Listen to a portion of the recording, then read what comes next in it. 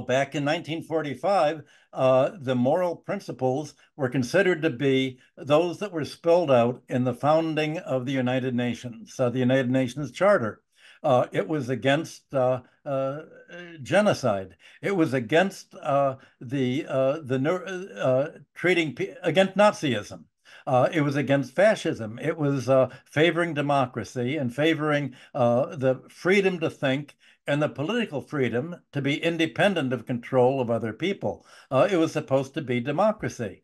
But that is not the moral principle of an oligarchy. It's not the moral principle of any country that claims to be an empire and able to control other countries. The presidents of the universities in America said it is not moral to support the United Nations. It is not moral to support the Pope. This is not only immoral, but we are expelling those students. We are making sure that they are blacklisted, possibly for life, that they cannot get employment. What is going to be more important, to hold a moral view or to eat regularly and getting a job?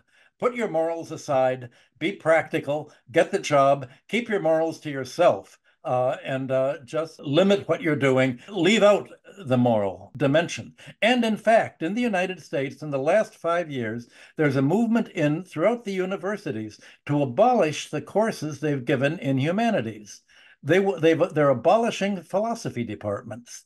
They're abolishing art and music and literature and history departments because they say, where can you get a job if you get a PhD in any of these humanities? What are you going to do with a PhD in philosophy? All you can do is get a job teaching philosophy somewhere. And who cares about that? If you have a gun, what do you need philosophy for?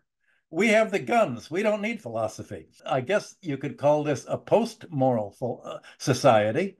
But there actually is morality, and the morality is we have the power, we have the gun, do what we want, and our morality is that we are in control, and if you have different values, keep them to yourself, do not demonstrate, do not write, don't band together, just go along with what we're saying. Well, of course, that is fascism.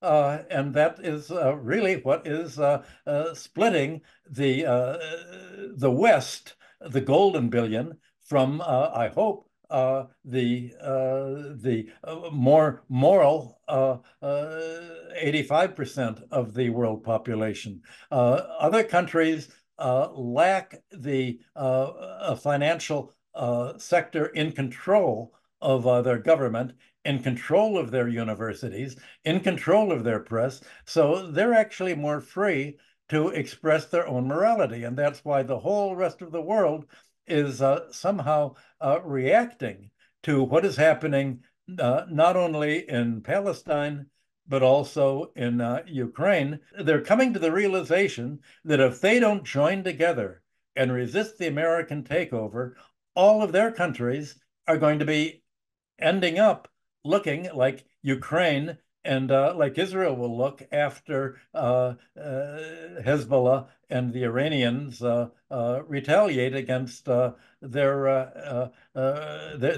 actions. It's a civilization issue, and that's what now almost every month President Putin and Russian Foreign Minister Lavrov have talked about this being a civilizational fight. It's really what direction is civilization going to go in? Is the West really just a long detour, especially since World War I? World War I changed the whole trajectory.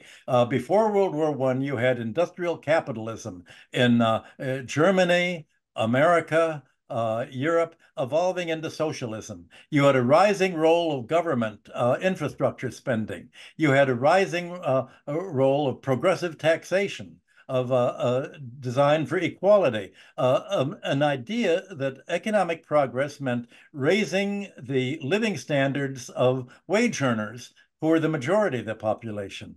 All of that ended with World War I.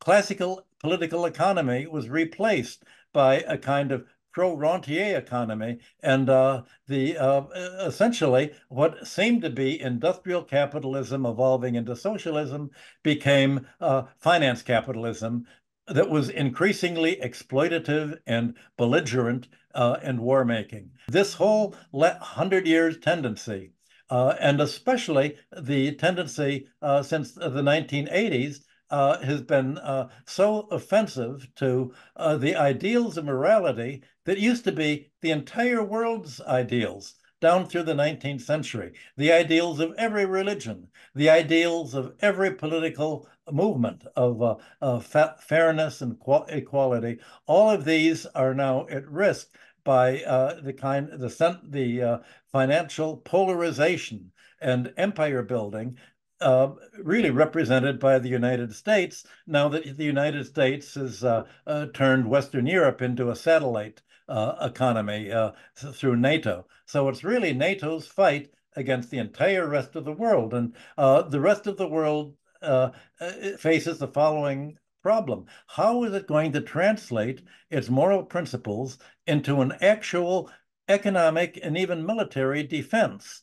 If it's under attack from the United States, under attack in Ukraine, under attack in Palestine, and it's going to be under attack in the Near East. And in the American press, every day they're talking about it being under attack in East Asia, especially trying to goad problems between Taiwan and China. So you're having the United States trying to basically divide and conquer the global majority, so there won't be a majority to fight. There will be a lot of little parts and little countries not working together against the kind of monolithic NATO group as it conquers the Near East and moves further and further eastward towards China and the other Asian countries. So that's really the problem. What is the rest of the world going to do with its morality? Well, in the United States, moral students are told, is your morality really worth losing your job for and losing your employment for? You can say the same thing for Asia. Is your morality really worth fighting against America's military conquest of you? If you fight back against the American bombers, you're going to get bombed. So the question is, what will the BRICS plus countries do to defend themselves? To what extent, if they are an alternative to the Western civilization that is going in the way it's going, how are they going to actually protect themselves to be able to create a real alternative? Because that alternative is under attack intellectually, militarily, economically, in every dimension, because we're in a multi-dimensional conflict of civilization.